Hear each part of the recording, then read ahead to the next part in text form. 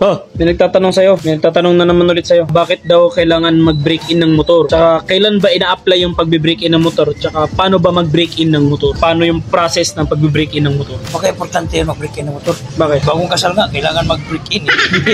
Hindi yung honeymoon eh. Importante ang break-in ng motor, lalo pagka bagong motor, kaya bagong overhaul. Kung anong pinalitan sa makina, kailangan talaga i-break-in. Kailangan may break-in talaga. Halimbawa, brand new motor, ang bawat pisa, hindi sila magkakilala eh. Hindi pa sila mag-asawa. Katulad ng piston ring, liner, brand new pareho. Hindi yan sila yung magkakilala. Kasi meron kasing parts na yung piston, iba ang gumagawa. Ang block, iba din ang gumagawa. Kumbaga parang subcontract ba? Magkakilala. Binigyan na sila ng sukat. Ganito kalaki ang piston. Di ba kalimitan sa piston? Merong ano ba yan? Mga brand. May mga brand. Ibang brand. Yung kumpanya na yon sila na gumawa. Itong block naman, makikita natin, ibang kumpanya gumawa. Hindi sila magkakilala. Kumbaga sa babae at lalaki nagkaligawan pa. Kaya siya i-break-in para kumbaga yung optimal ng bawat init ng katawan ng block at saka ng mahulma. Kumbaga habang ginagamit mo, kaya nga pag lumang motor, halimbawa magbaklas tayo ng ulo, yung piston na to, dapat dito to, may number. Hindi pwedeng i-swap yan kasi doon siya nagkaasawa eh. Yung number one. Yung pinakaasawa niya. Halimbawa maraming piston, 4 ang piston or 2 piston. Hindi natin pwedeng ipalit sa kabila. Porque okay lang sana kung halimbawa no choice, nabasag ang piston, tapos low budget, bibili ng sikanan na piston, mapipilitan kayo kabit yun.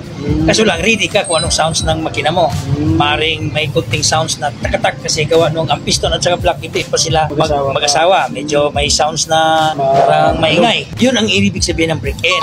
Bukod pa doon, yung mga gulong, yung mga bearings, yung ibang mga parts katulad ng mga crankshaft, connecting rod, brand new, pareho yan. Yun ang binibreak-in nila. Yung mga pyesa. Yung pyesa. Kasi pagka ang bakal kasi pag umiinit is nadideform yan. Kumbaga gumagalaw, parang hindi naman sobrang laking deform. Kumbaga sumusunod rin siya kung anong size ng hinahawakan niya.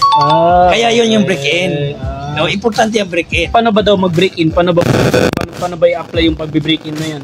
Anong dapat na kailangan gawin pag mag-break-in? Pag nag-break-in ka, sa manual yun eh. Sundin mo lang yung manual. Pero kalimitan, mga 5 RPM. Hindi yung takbo. Hindi takbo. RPM? RPM. Yung RPM ng makina. Kasi ang binibreak-in mo yung makina. Yung takbo ng makina. Halimbawa, binibigyan ka lang ng 5,000 RPM. Kahit na 200 pa ang takbo mo, basta 5,000 RPM lang. Maintain ka sa 5,000 RPM. Hindi ka lalagpas mo.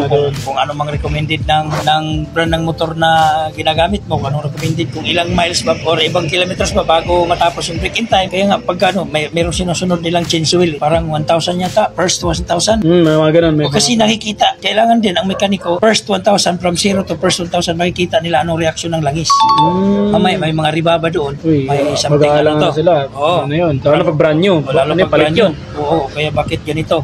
Kailangan marunong ka rin magbasa sa langis. Kasi pagka ang makina kasi may mga kinakayod na ng bakal, ang langis itim agad.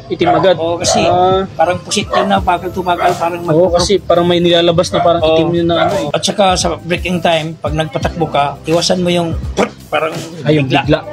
Dapat relax lang. Relax lang. At saka, halimbawa, break-in time pa yung motor mo sa umaga, warm up muna ng mga ilang minuto para magkalat ang langis kaagad. Very well. So, yung iba kasi walang temperature, so ang sinusunod nila is kung ilang minuto na nila napaandar yung motor, mga 1 minute, mga 2 minute.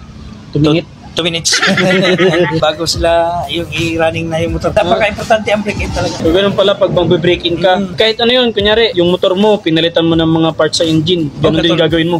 Bagong piston ring, bagong crankshaft, bagong connecting rod bearing, may break-in pa rin yun, pero mababa na.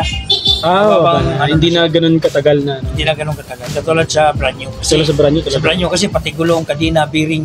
Brand new, pati lahat ng gearing sa loob ng makina. Lahat ng gearing sa loob ng gearing. Magpakakilala pa yun. Kasi kailangan nila ng optimal, kumbaga yung init. Kailangan nila uminit ng kasi ang brand new motor kasi yung mga makina niyan hindi pa napainit na gusto eh. Hindi pa nakasagupa ng traffic eh. Ngayon, doon sila unti-unting hinuhubog. Hinuhubog sa init. Doon na sila nagkakilala. Kakilala. So yun lang mga boss, mga sir, sana nakatulong. Pagka-importante yung break-in. Maraming salamat po sa inyong panonood at focus lang. Marami pa tayong matutunan, yung alam ko lang. Kung may katanungan pa kayo, comment down below.